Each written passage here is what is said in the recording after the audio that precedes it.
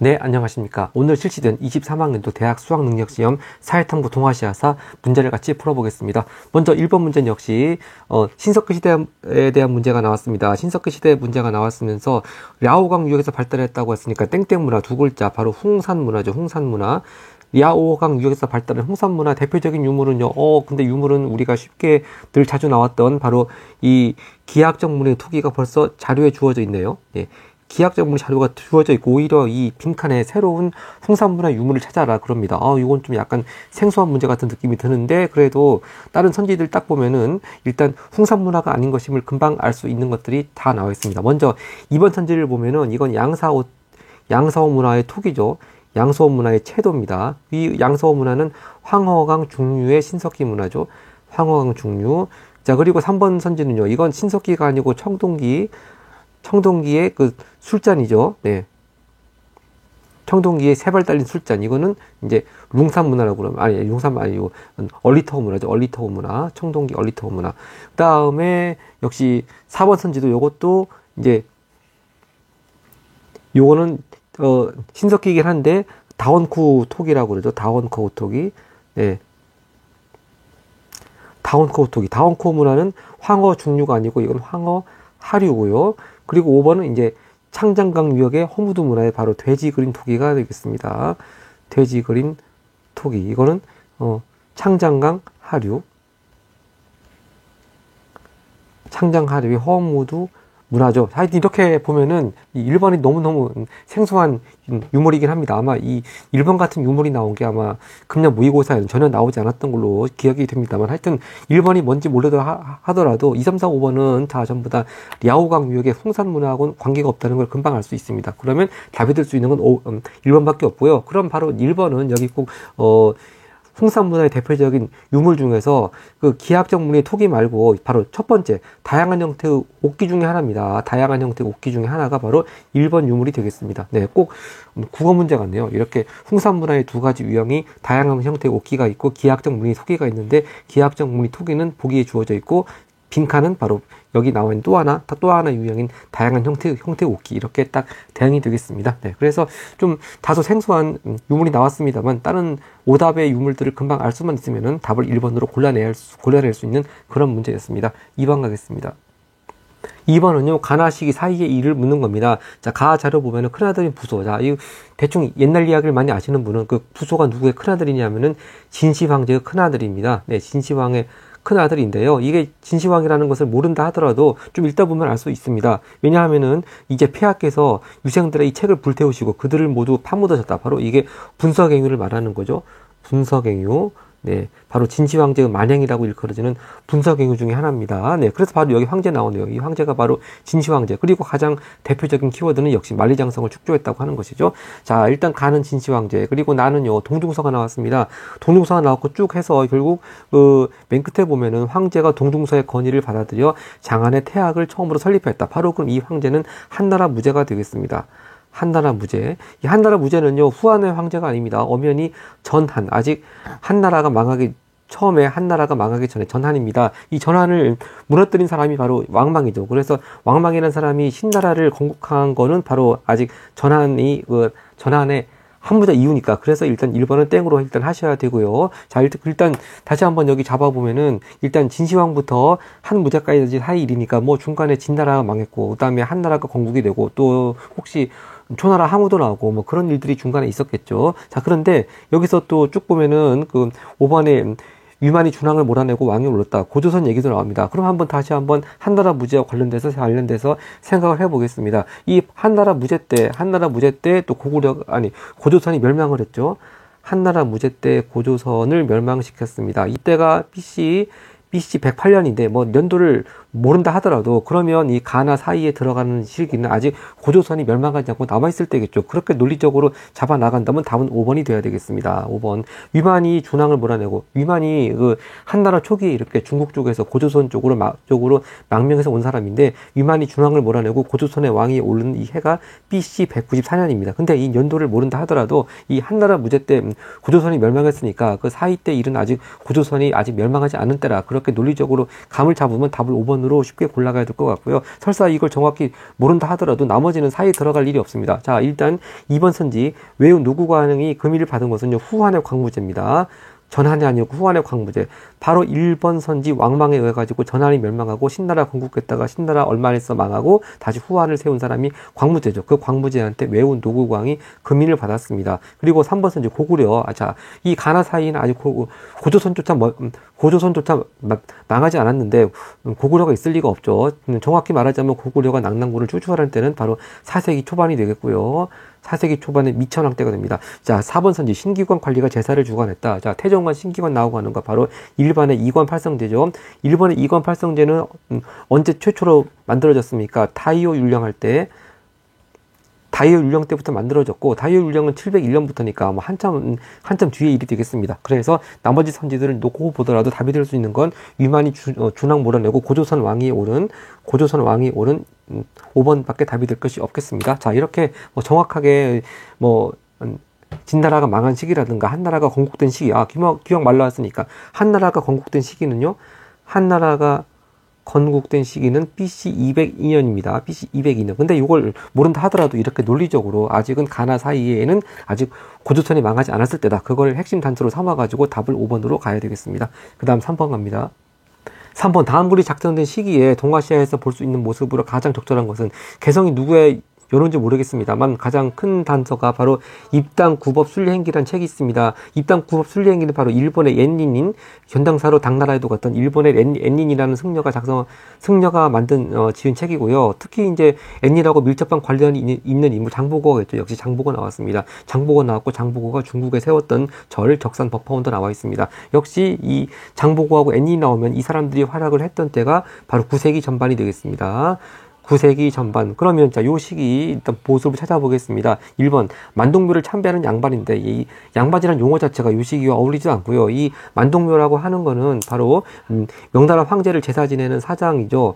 명나라 황제를 제사 지내는 사당입니다. 특히 임진왜란 때 조선을 도와준 명나라 황제 만력제를 제사 지내는 사당인데 명나라가 멸망했으니까 더 이상 중국에서는 제사 지내줄 사람들이 없다. 그래서 바로 조선 숙종 때부터 이렇게 만동묘라고 하는 것을 지어서 명나라 황제의 제사를 지내주게 되었습니다. 하여튼 이런 용어들 보더라도 당연히 9세기 전반하고 아무 관계가 없다는 걸 알 수 있고요. 천주시리를 선교한 저수란 선교사자. 천주시리 하면 바로 명나라 말기에 예수의 선교사로 명나라에 와 있던 마테오 리치죠. 네, 이탈리아 출신의 예수의 선교사 마테오 리치를 말하는 겁니다. 마테오 리치.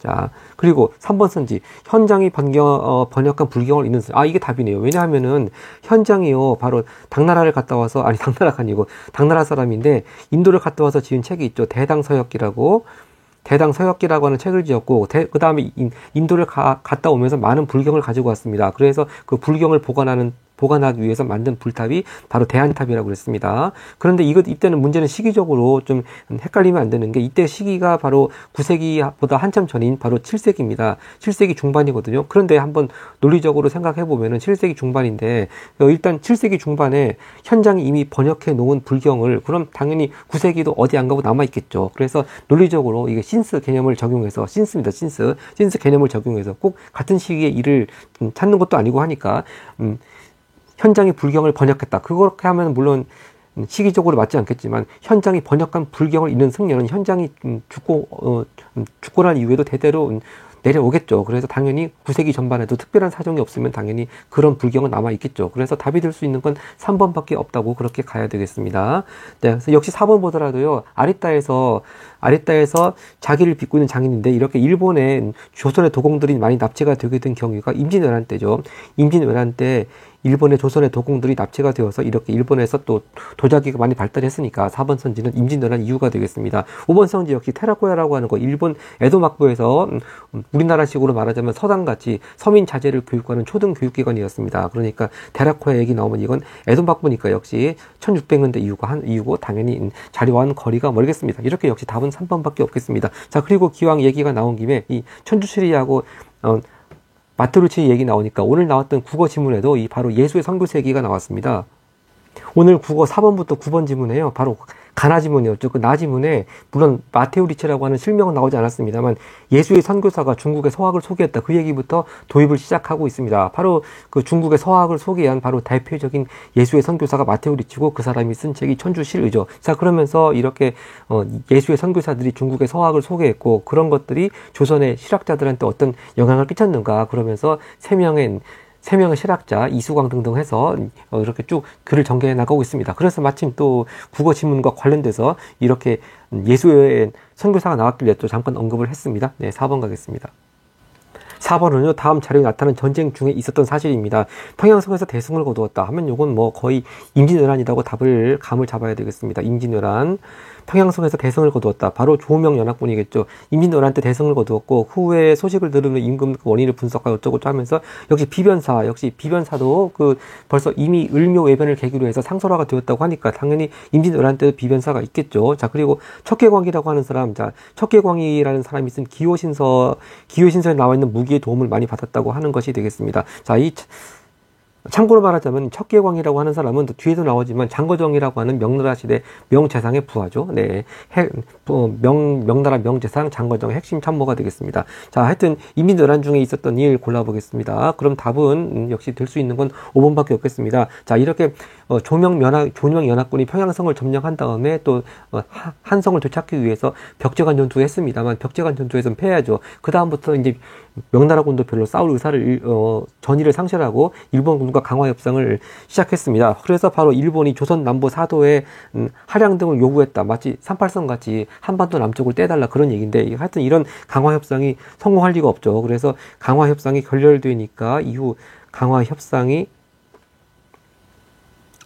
결렬되니까 일본이 다시 조선을 침략하죠. 그것이 또 다른 말로 임진왜란 중의 일부인 정유재난이라고 하는 것이고요. 네, 이렇게 임강화 관계가 연결이 되겠습니다. 네, 나머지 선지 같이 보면요. 1번 선지 강홍립이 사르전투 출전했다. 이것은 바로 1619년이죠. 바로 광해군 때 이른바 명과 후금 사이의 중립외교라고 하는 대표적인 사례로 광해군이 명나라의 원군 요청을 받아들여서 강홍립 장군을 후금과의 전투에 보내긴 하지만 강홍립 장군이 적당히 눈치 봐서 후금군에 항복했던 바로 그 전투가 사르 전투가 되겠습니다. 네, 광해군의 중립 외교를 또 나타내는 사건인 사르 전투 1619년. 네, 1619년이고요. 그리고 2번 선지 청을 점령하자는 북벌론 대두되었다. 이건 바로 효종 때 특히 병자호란 이후죠. 삼전도에 굴욕을 당한 다음 병자호란 이유고요. 그 다음에 조선이 가도에 주문한 모문령 지원했다. 바로 명나라 장수 모문령을 조선이 지원하니까 이걸 이제 벌 준다는 구실로 해가지고 바로 후금이 쳐들어온 사건이 정묘호란이고요. 정묘호란. 네, 다들 임진왜란 이후의 일이 되겠습니다. 그 다음에 거꾸로 됐네. 이걸 모문용 지원하는 것을 빌미로 해가지고 후금이 쳐들어온 게 정묘호란이고요. 4번 선지 이자성이 이끄는 농민군이 수도를 점령했다. 바로 이렇게 해서 명나라가 멸망을 하게 되는 것이죠. 1644년 이렇게 해서 명나라가 멸망을 하게 되었습니다. 멸망. 네. 자, 이렇게 역시 답이 될 수 있는 건 5번밖에 없겠습니다. 임진왜란 중의 1. 그 다음 5번으로 갑니다. 5번은 밑줄진 황제에 대한 설명인데요. 물라카 얘기가 나오고 하니까 무슨 포르투갈의 교역망 확대 그런 거와 관련된 것이 아닌가 합니다만 하여튼 항해를 떠났다고 그러고 역시 항해하면 정화죠. 역시 정화 나와 있습니다. 키워드 나와 있으니까 답은 더 이상 보나마나 이렇게 정화의 항해를 통해서 이렇게 멀리 인도양쪽이나 그런 나라들하고도 조공 착봉 관계를 맺었다고 하는 영락제에 대한 얘기가 되겠습니다. 명나라 3대 황제 영락제. 그러면 영락제 하면 역시 또 원래 주원장이 처음 명나라를 세웠을 때는 난징이 수도였는데 이렇게 영락제 때 와서 자금성을 건설하고 베이징으로 수도를 옮겼습니다. 답이 너무 확실하게 2번으로 나왔습니다. 나머지 선지 천호제를 기반으로 호라즌 멸망했다. 이건 바로 몽골의 징기스칸을 말하는 것이고요. 징기즈칸. 3번 선지 바로 장거정. 아까 전에 4번에 척계광이 장거정의 핵심 부하라고 말씀드렸습니다. 바로 그 장거정을 등용해서 몽골과의 강화를 시도한 때 바로 이때는 이제 굳이 명나라 만력제 때긴 합니다만 굳이 그 황제 이름보다도 바로 이런 상황이 몽골과의 강화를 시도한 이런 상황이 바로 이른바 16세기 중반의 북로남해 상황이죠. 북로남해 상황 16세기 중반. 이렇게 몽골에 특히 16세기 중반에는 타타르부가 이렇게 베이징을 포위하기까지 했습니다. 바로 그럴 때 또 이렇게 그 이후에 이렇게 장거정이라는 명재상이 나와가지고 몽골과의 강화를 시도하는 그런 상황이었습니다. 네. 그 다음에 4번 선지, 흉노를 견제하기 위해 장건을 서해안에 파견했다. 그럼 아까 2번 선지에 나왔던 한무제고요. 2번에 아까 나본 자료로 나왔었죠. 한무제 말하는 것이고, 그리고 5번 선지, 소가씨를 제거한 후 당의 율령체제를 도입했다. 바로 이건 일본 얘기입니다. 일본의 이건 다이카 계시를 말하는 거죠. 네. 다이카 계신 645년인데, 하여튼 여기서 황제에 대한 설명이라고 그러니까 굳이 인물을 말을 하자면은 나카노의 황자라고 그러죠. 나카노의 황자. 나중에 천황이 된 다음에는 텐지 천황이라고도 불렸습니다만, 텐지 천황. 그런데 보통 나카노의 황자라고 더 많이 알려져 있는 것 같습니다. 네, 이렇게 영락제에 대한 문제 보고 다음 페이지 가겠습니다. 네, 6번 문제는 조약에 대한 문제입니다. 역시 딱 선지를 보더라도 각 조약별로 잘 조약의 내용을 구별해야 되고, 물론 그에 앞서가지고 이 자료 속에서 어떤 조약인지 캐치하는 게 더 중요합니다. 자, 수년 전 오랑캐가 난징으로 천황이 아니고 천왕입니다. 그러면요, 천왕이라는 호칭을 쓰고 또 난징을 수도로 삼은 사람은 딱 보면 태평천국을 일으켰던 홍수전을 가리키는 말이 되겠습니다. 홍수전, 네, 태평천국의 날을 일으켰던 홍수전을 가리키는 천왕이라는 표현이 있고, 역시 태평천국의 수도 난징 나왔고요. 근데 뭐 잘 모른다고 하면 좀 읽어보겠습니다. 우리는 만여 명의 군사로 북쪽의 수도까지 쳐들어가, 북쪽의 수도가 베이징 아니겠습니까? 황제를 굴복시키고 조약을 맺었습니다. 그러면 여기서 말하는 오랑캐는 서양 나라들일 테고, 서양 나라들이 베이징까지 쳐들어가서 황제를 굴복시켰는데 아직 태평천국은 망하지 않았습니다. 자, 이렇게 굴복시켜 쭉 나간 다음에 노중당이라고 하는 사람인데, 여기 노중당은 또 증국본을 다른 말입니다. 그래서 태평천국의 날을 진압한 한인 관료 증국본 이홍장 나오지 않습니까? 바로 그 증국본입니다. 그래서 노중당께서 증국본께서 이미 난징을 합력하여 천황 세력을 진압하셨으니 하니까 이미 태평천국도 망했네요. 이 태평천국 운동이 이렇게 최종적으로 진압해서 완전히 망한 때가 1864년이거든요. 1864년이고, 여기서 또 서양 오랑캐라고 하는 나라들이 결국 영국과 프랑스를 말하는 건데, 북쪽 베이징까지 쳐들어가서 황제를 굴복시켰다고 하는 걸로 봐서 이건 2차 아편전쟁을 말하는 것이고, 2차 아편전쟁. 2차 아편전쟁에 의해 가지고 체결된 조약이 텐진 플러스 베이징 조약이죠. 텐진과 베이징 조약. 이 텐진 조약이 먼저 1858년에 체결되었고, 이것을 이제 비준하는 내용으로 1860년에 베이징 조약이 체결됐는데, 아직 이 태평천국이 망한 거는 1864년이니까 충분히 이거 베이징 조약 해당되겠습니다. 네. 자, 그렇게 해서 일단 베이징 조약, 텐진 베이징 조약에 해당되는 걸 찾아보면 답은 2번이네요. 2번. 역시 항상 프랑스가 조약에 끼어 있으면 그리스도교 선교 자유가 꼭 나오게 돼 있다고 했습니다. 예를 들어서 1862년 베트남의 1차 사이공 조약 같은 경우도 그렇고요. 근데 이걸 만약에 착각을 해서 여기서 난징 조약이라고 착각한다면은 답을 3번으로 낚이기 딱 쉽습니다. 어디요? 아니죠. 난징 조약 답을 4번이라고 낚이기가 쉽습니다. 네, 이게 4번이 뭐냐면 공행무역이 폐지되는 결과가 초래했다. 이것이 바로 난징 조약이죠. 난징 조약. 난징 조약은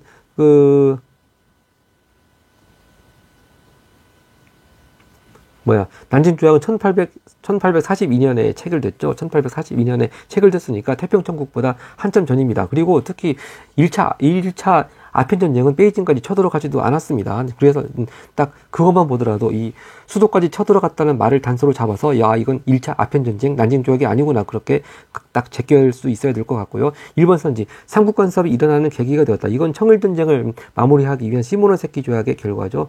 시모노세키 조약 이후에 이제 그 중에 야오tung 반도를 청나라가 일본에 할양하기로 했었는데, 거기에 또 위협을 느낀 러시아가 독일하고 프랑스를 끌어들인 삼국 간섭을 일으켜서 다시 야오tung 반도를 중국에 돌려주려고 하는 그런 일이 있었죠. 하여튼 이건 시모노세키 조약이고요. 그 다음에 3번 선지, 외국 군대 베이징 주둔. 역시 물론 자료에 군사가 베이징까지 쳐들어갔다 그런 말 나오지만, 곧바로 해서 그렇다고 외국 군대가 베이징에 주둔하다고 하라고 허용하지 않죠. 네, 물론 의화단 사건 때도 이렇게 8개국 연합군이 베이징을 점령한 일도 있긴 했습니다만, 여기는 아직도 분명히 태평천국의 난이 진행되고 있을 때 체결된 조약이라고 하는 것을 계속 암시를 줬습니다. 그러니까 3번도 이때 외국 군대의 베이징 주둔을 허용한 거는, 이거는 의화단의 난에 이은 노가다는 난에 이은 신축조약에 의해서지만 이 자료를 통해서 이 신축조약이 1901년인데 이때하고는 한참 거리가 먼 앞에 일이라고 하는 걸 알 수 있을 것입니다. 그리고 5번 선지 페리제독의 무력주의가 원인이 됐다. 이건 일본 얘기죠. 바로 1854년에 있었던 미일 화친조약을 가리키는 말이 되겠습니다. 미일 화친조약. 네, 이렇게 6번은 좀 약간 어려운 내용이었습니다. 일단 자료에서 이것이 텐진 베이징 조약이라고 하는 걸 캐치하는 것이 가장 어려웠을 것 같고, 텐진 베이징 조약이라고 하는 것을 캐치해냈으면 뭐 답을 고르는 것 자체는 크게 어렵지 않은 문제였던 것 같습니다. 그 다음 7번 가겠습니다. 아, 그렇죠. 기왕 말 나온 김에 앞전에 그 4번 선지의 척계광의 기호신서라고 하는 책 얘기가 나왔었는데요. 이 증국본 이용장이 그 태평천부의 운동을 진압할 때에도 이 기호신서에 나와있던 무기들이 또 많은 도움이 됐다고 하네요. 네, 그런 말도 있습니다. 그 다음 7번 가겠습니다. 7번은 어떤 인물에 대한 설명입니다. 이 사람은 푸젠 출신, 지금 한자로 말하면 복건성인데 푸젠 출신으로 진세 합격을 하고 효종이 치국에 도해. 글쎄요, 중국 사람인데 효종, 조선의 효종을 말하는 것이니까 좀 헷갈릴 수 있겠는데 한번 끝까지 봐야 되겠습니다. 경물치지 얘기가 나왔고요. 경물치지 성리학에서 많이 나오는 얘기죠. 네, 그러면서 특히 여기 폐하라는 말이 나오니까 이 폐하는 조선의 효종은 결코 아닙니다.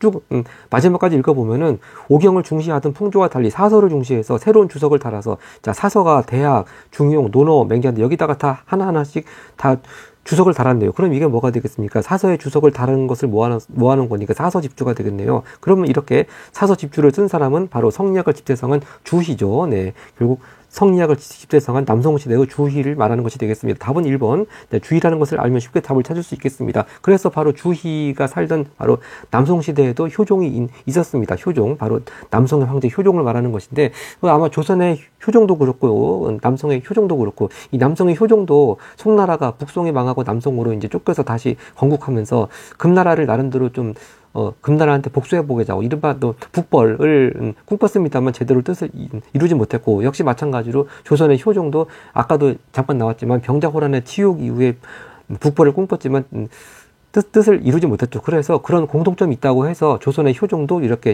묘호를 효종이라고 정했다는 말도 있습니다. 하여튼 여기서 자료 속의 효종은 송나라 효종입니다. 남성의 효종. 답은 주의에 대해서 찾았고요. 2번 선지 고사기전을 집필했다. 이건 일본 얘기죠. 자, 고사기라고 하는 거는 바로 그 8세기 때 아주 오래된 일본의 역사책인데, 그것을 약 1000년 후에 18세기 때 일본 국학이라고 하죠. 이거 보고 이제 일본의 옛 고유의 문화를 좀 다시 한번 좀 되찾자, 연구하자, 그런 차원의 국학자인 모토오리 노리나가, 네, 모토오리 노리나가라고 하는 일본 국학자가 집필했습니다. 그래서 옛날 1000년 전에 지은 고사기라고 하는 책을 다시 주석을 달고 그런 해석을 한 책이 고사기전인데, 하여튼 모토오리 노리나가 이름이 잘 외워지지 않더라도 최소한 이 고사기전이라고 하는 건 일본 18세기 때 이 국학의 일환으로 이렇게 지어진 대표적인 책이다. 뭐 그건 확실히 알고 있어야 될 것 같고요. 3번 선지 사서 오경 외운, 이것도 역시 일본 사람 얘기죠. 사서 오경 외운을 저술한 사람은 후지와라 세이카죠. 후지와라 세이카. 바로 이 후지와라 세이카는 바로 임진왜란 때 조선으로부터 납치된 성리학자 강항의 또 제자로, 수제자로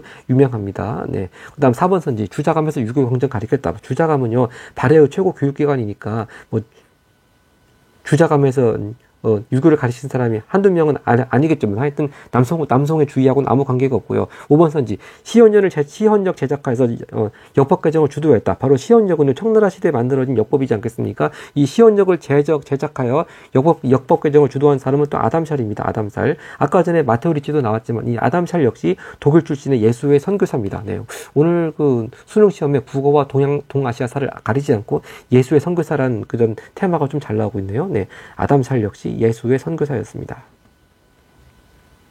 네, 하여튼 시헌역 주도한 사람이고요. 네, 그 다음 8번 보겠습니다. 8번 밑줄친 명령이 동아시아에서 미친 영향입니다. 자, 중국 상인들이 탄 배가 제주도에 표착했다. 이들은 제주 목색에 담과지 요청했다. 자, 여기서 키워드가 나왔습니다. 타이완의 정치 세력을 평정하신 황제야. 그러면 그 바로 타이완의 정성공을 비롯한 정치 세력들이 좀 반청운동을 일으켰는데, 그 반청운동 세력이 중국 본토하고 접촉하는 것을 막기 위해서 이 바로 강희제죠. 여기서 말하는 황제는 강희제고, 강희제가 원래 천계령을 폈죠. 네, 천계령을 이렇게 공포했는데, 이제 이렇게 정치 세력을 다 평정하신 해가 1683년이고, 바로 그 다음 해에 1684년에 천계령을 해제를 했죠. 1684년에 청계령을 해제를 해서 이제 중국 상인들도 마음껏 바다로 나가서 장사를 할 수 있게 되었습니다. 그래서 또 대표적으로 많이 몰려간 것이 일본의 나가사키죠. 근데 이렇게 아마 여기 제주도에 표착한 상인들도 아마 나가사키로 가려고 하다가 아마 이렇게 여기 풍랑을 만나가지고 표류하게 된 것 같습니다. 자, 하여튼 결국 이 청계령 해제 이후에 동아시아에서 미친 영향인데요. 그러면 항상 늘 단짝으로 나오는 선지가 일본이 무역을 통제하기 위해서 신패를 발급했다. 그게 늘 나오게 되어 있는데 역시 나왔습니다. 자, 이걸 좀 논리적으로 인과관계를 다시 따져보면은 청계령이 해제가 돼서 청나라 상인들이 일본 나가사키로 많이 몰려가서 이제 청나라 물건을 많이 파니까 일본에서는 또 대가를 지불해야 되는데 대가를 은으로 지불하게 되니까 너무 은 유출이 심각했다. 그러니까 너무 은 유출이 심각하니까 은 유출을 막기 위해서 일본이 나름대로 무역을 통제하기 위한 무역 허가증 차원에서 신패를 발급하기 시작했다. 그렇게 쭉 논리적으로 이어지게 되겠습니다.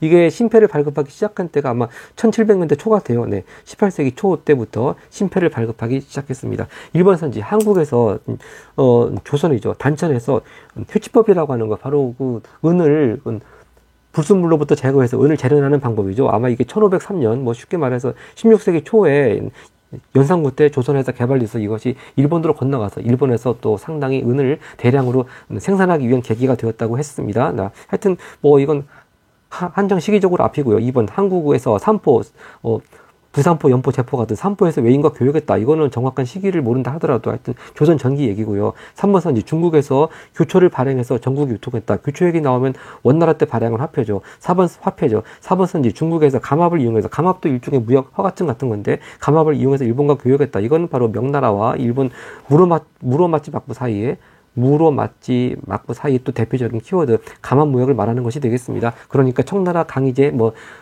청계령 해제보다 한참 전의 일들이죠. 그래서 이거는 그동안 우리 평권 모의고사를 통해 가지고 청계령 해제하고 또 일본에서 신패 발급 이거 논리적인 인과관계만 충분히 이해했다면 뭐 그렇게 맞추는 건 어렵지 않은 문제 같습니다. 그 다음 9번 갑니다. 네, 9번은요, 가나 국가에 대한 겁니다. 국가. 자, 각각 가나 국가 짝을 잘 지어야 되겠죠.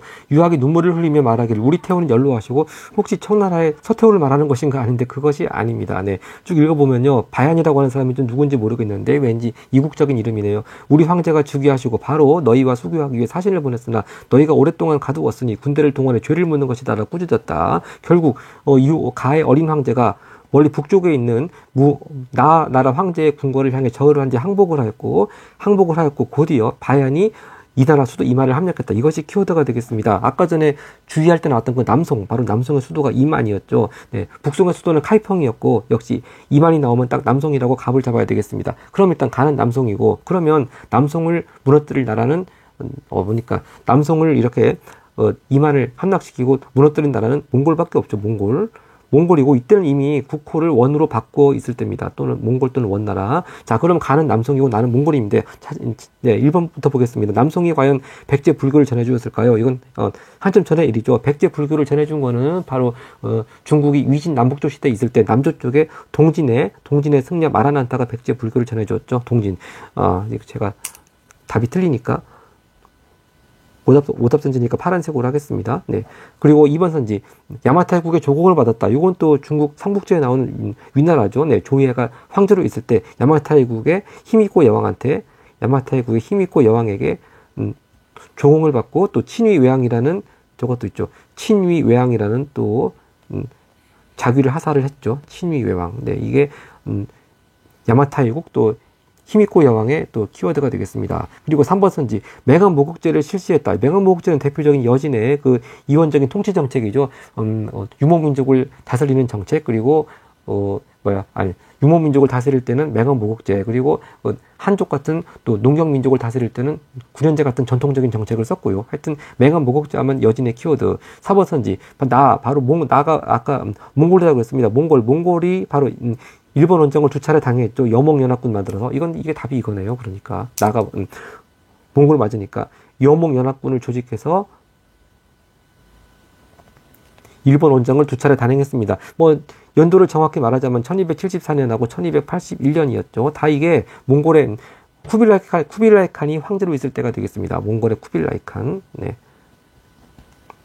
그러니까 여기서 말하는 여기서 말한 나라의 황제는 몽골의 쿠빌라이 칸, 다섯 번째 칸 쿠빌라이 칸을 말하는 것이고요. 다음 5번 선지, 나하고 가가 전연의 맹약을 맺었다. 자, 몽골하고 남송이 무슨 전연의 맹약을 맺겠습니까? 전연의 맹약을 맺은 나라들은 바로 거란, 요 나라하고 남송 아니고 북송으로 있을 때, 바로 북송에 있을 때 그 송나라가 1004년 딱 연도 외우기 좋은 1004년에 이렇게 전연의 맹약을 체결하고 화치를 맺은 것이죠. 네. 자, 그래서 일단 9번의 가나, 맨 처음 앞부분 보면은 이게 가가 어느 나라고, 태우가 혹시 서태후가 아닌가 착각할 수도 있습니다만, 이만이라고 하는 걸 키워드 삼아가지고, 또 멀리 북쪽이라고 하는 것을 잘 방향을 키워드 삼아서, 가는 남송, 나는 몽골, 이렇게 감을 잡아서 풀어나가야 되겠습니다. 그 다음 10번 문제 갑니다. 네, 10번 문제입니다. 이 왕조에 대한 설명인데요. 아, 이거 흔히 나오는, 단골로 나오는 평성에서 로양 천도, 이건 바로 북위의 효 문제 얘기하는 거죠. 딱 지도만 봐도 알 수 있어야 될 것 같습니다. 역시 제일 첫 번째 자료 설명에도 화북 지역을 통일이 끝났습니다. 바로 516국이 난립하고 있던 화북 지역을 439년에 북위가 통일을 했습니다. 그러면서 쭉 보면 이제 뭐 반란이 일어나가지고 이 왕조가 동서 두 개 왕조로 분열되었다. 바로 동위하고 서위로 분열되었죠.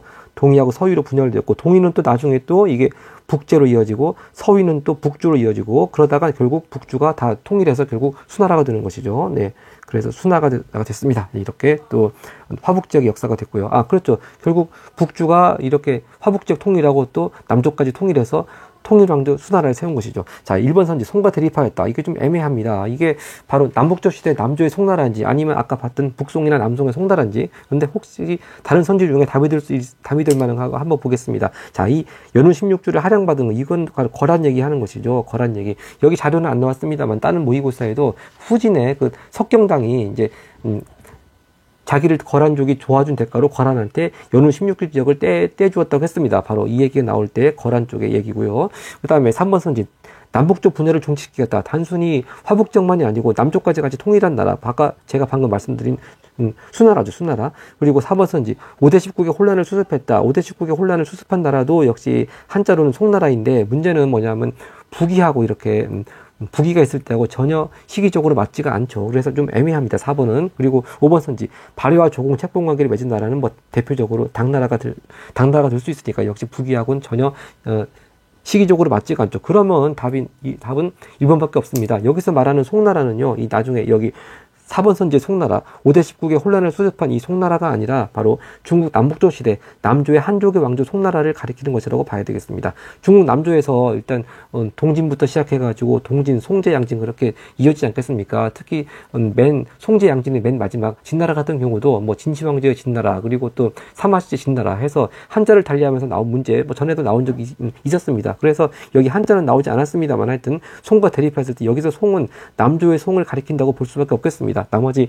2, 3, 4, 5번은 전혀 북위와 관계가 없기 때문이죠. 네. 그래서 10번까지 마치고 일단 딱 절반에서 영상을 끊고 다음 영상은 다음 파일을 만들어서 올리겠습니다. 네, 감사합니다.